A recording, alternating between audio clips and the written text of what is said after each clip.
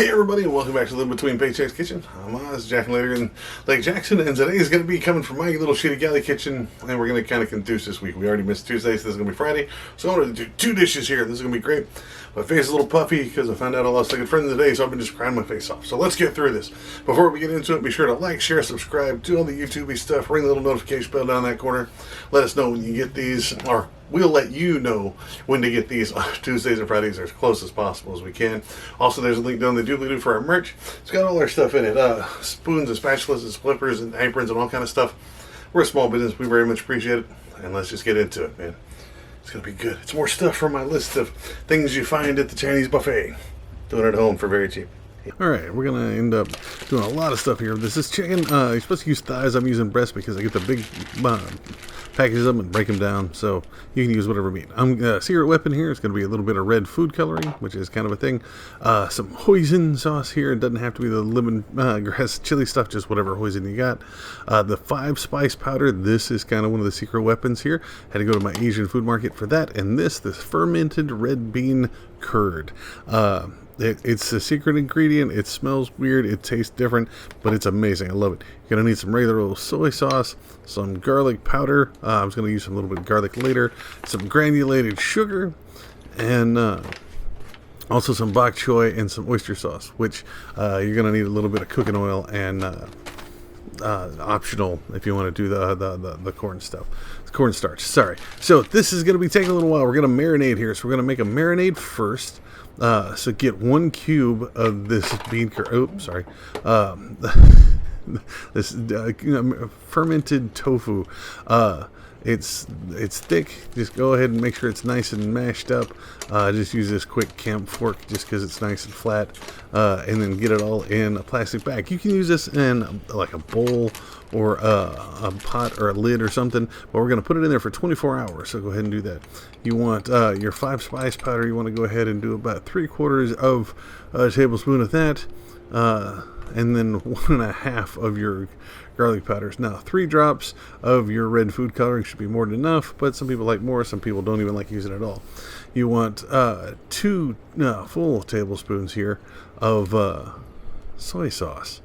Okay. Yeah, you can use ponzu, I guess. That's generally my preferred one, but this one called for soy sauce. You want 3 tablespoons of granulated sugar, which, like, I just made diabetic chicken, but it's for the marinade and it works out really well. And then you want 4 of the hoisin here.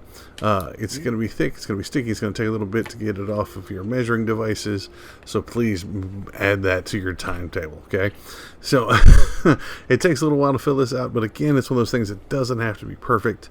Just close enough is great. But again, this is going to be a marinade for about 2 pounds of chicken, okay? Again, this is going to take a little while, so forgive me for that. But yeah, go ahead and put that in there, and then we're going to mash it up and mix it up. Okay, there you could add other stuff, and be sure to clean the stuff you dripped on the outside of the bag out. Then you want to take it. See, like I said, it's all in there, but I kind of pour the top. So just give it a nice jar around. Don't be too violent with it. You put some holes in it, or you get it caught on the metal on your kitchen stove there. It's going to poke a hole in it, and just going to be a mess.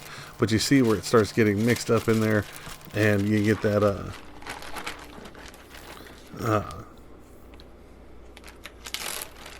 that nice red color is what we're looking at. So just go ahead and put your chicken in there. Now I'm using boneless chicken breast instead of the bone-in thighs or the boneless thighs like other people have used, just because I got them for super cheap. So it's about $2 to $3 of investment worth of chicken there. So get it, make sure it's nice and closed up, nice and sealed, and then give it a nice toss. Then you're going to put it in your refrigerator for about hopefully 24 hours. I did it for a day and a half, so a little bit more than that. But every so often I took it out and stirred it up a little bit more.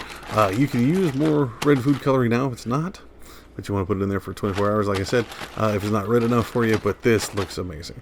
So it's the next day, so we're going to go ahead and start our rice in the back. Don't mind the rust in the bottom of that pot. That's the only one I had that was clean. I apologize. So we're going to go ahead and start mixing up our bok choy stuff here. You're going to get half a teaspoon of sugar, that same granulated sugar, then that cornstarch, optional. It's 1 tablespoon of that, 3/4 cup of just regular old water. Again, the cornstarch is just if you want it thick or not.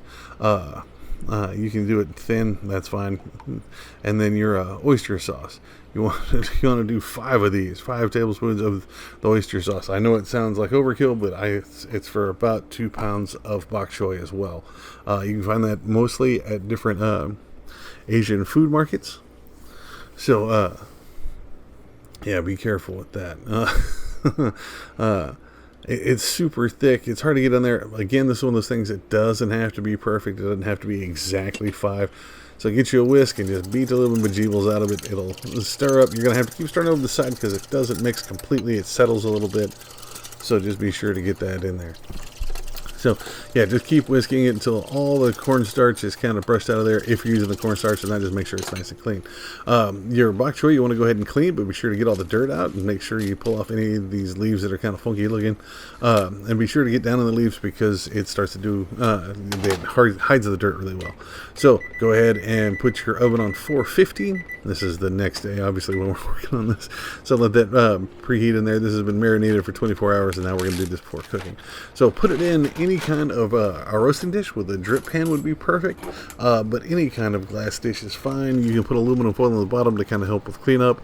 I'm even going to change pans here, or glass dish, because it's not quite as big as I want it to be. So I'm going to go a little bit bigger. Don't have to do it.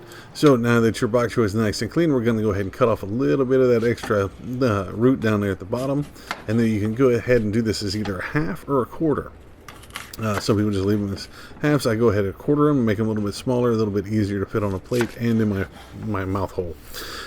So go ahead, get that split all your bok choy now that it's nice and clean. Now we're going to blanch it, all right? So you get you some water, get it nice and hot, turn it up pretty high. We're going to get it to a little bit of boiling in it where it's steamed up pretty good. Doesn't have to be a full rolling boil, but that helps. It just takes forever down here. So go ahead and drop this in. Now you only put it in for 30 to 45 seconds. You don't want to overdo it with this because you don't want to just boil it and get all the stuff out of it. We're just kind of lightly cooking it at this point. So just use your tongs. Don't burn yourself. Be very careful. Do this, like I said, 30 seconds, 45. Get all your bok choy done there. All right, once you get that done, and pull it out, just set it to a plate off to the side. Then we're going to worry about the rest of our bok choy stuff. All right. So it's a little limp, but it's not fully cooked. It's still got that crunch at the bottom of it. That's what you're looking for. Okay. Get all your leaves out too. So also the preheat just went off. So we're going to go ahead and put our chicken in there. Now we're going to check this every 10 minutes. We're going to go ahead and flip it. Some people save some of the marinade and use it to brush on. I'm not a big fan of that. So while you're waiting on that, get you a decent size wok or a nice skillet, put a couple of tablespoons of cooking oil of some kind at the bottom. Just as an option, you can throw in some garlic in here. Like I said, I didn't list it before. It's completely optional, not mandatory. I like it because it's me and I like adding garlic to everything. So, check out my nice wooden spoon. Be sure to use a wooden spoon. The ancestor is going to get you, even if it's like this rainbow colored one that I found super cheap. So once this gets fragrant, starts cooking down, go ahead and get our oyster sauce stuff, the sauce, oyster sauce, whatever, and put it in here. Give it a stir right beforehand to knock all the cornstarch off the bottom. Stir it around. We're going to stir it until it starts thickening. My wok got a little too hot, so it got a little weird around the edges, but it still worked. So 10 minutes in, go ahead and pull out your chicken, flip it over. Again, if you save some of the marinade, go ahead and brush it on. That's fine. It gets a little stickier there. Once this is nice and thick, go ahead and just throw your bok choy in it. Give it a nice toss, get it nice and coated, and pull it out. Now that's going to be enough for 2 or 3 sessions of this. Like that's not all the bok choy that I'm going to make there. It's just all that I wanted to fit in there. I want to risk flipping that super hot stuff all over me. So give it a nice a coat, just a little toss in there. Go ahead and pull those out and then put in the next batch. Like I said, mine got super thick because I got too hot in my wok, so I apologize for that. I should have turned it down from the please. So now this is at 20 minutes. I went ahead and flipped them over again, and then I had a little marinade set aside, did that, and then after 30 minutes, pulled them out to check them. Be sure that internal temperature is 165. All right, that's how you tell, especially with this red stuff on the outside. It's hard to tell when it's cooked. You need to make sure that internal temperature is 165 at least.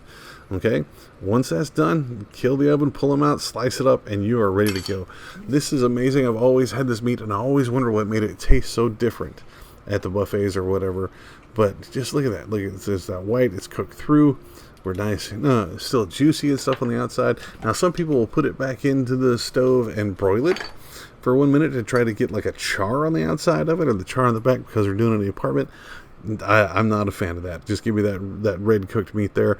Be sure to put your rice down. I add a little furikoki on it. It's the rice seasoning stuff. That's a wasabi flavored one there.